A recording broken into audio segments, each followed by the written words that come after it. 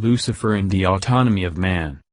Lying is impossible for the regular beings of the third hierarchy. They must reveal their true nature and have their waking self-awareness in retrospect of this revelation.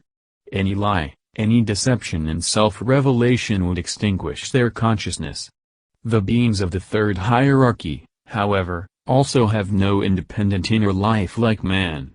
If they willingly turn their gaze away from self-revelation, their consciousness is filled with the contents of the higher spiritual worlds through their unconditional surrender to the higher hierarchies.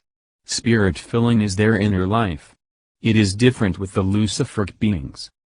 Angeloi have no life of their own. Their life of their own is revelation, is there for all the world, and as soon as they do not reveal themselves, within them is the life of the higher hierarchies shining into them.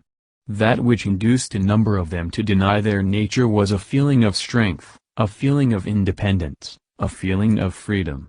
At a certain time there came over a number of beings of the third hierarchy the impulse, the urge, not merely to be dependent on the beings of the higher hierarchies, but to develop a life of their own within themselves.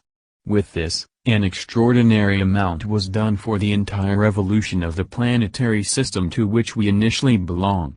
For these beings, whom we can call the rebels of the third hierarchy, have done nothing less than prepare the way for man's own independence, for the possibility of man now developing an independent life for himself, which does not reveal itself directly to the outside world, but which can be an inner life independent of external revelation.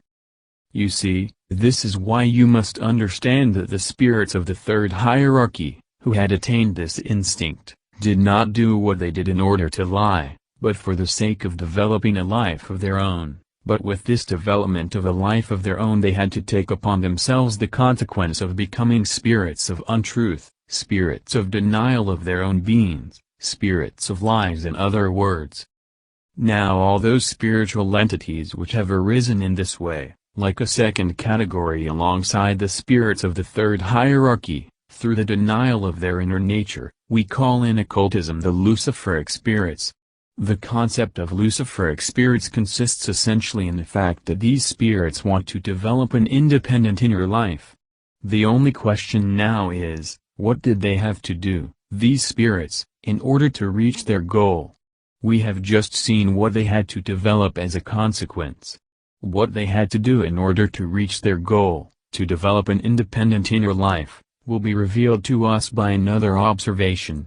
What did they want to overcome, these spirits? They wanted to overcome the spirit filling with the substance of the higher hierarchies. They wanted to be filled not only with these entities of the higher hierarchies, but with their own being. They could not do this in any other way than by cutting themselves off, splitting themselves off from the entities of the higher hierarchies, instead of filling themselves with the spirit of the higher hierarchies and, as it were, leaving open to themselves the free outlook towards the higher hierarchies, in order in this way to procure for themselves their own substance from the substance of the higher hierarchies. Lit. GA 136, p. 98 ff.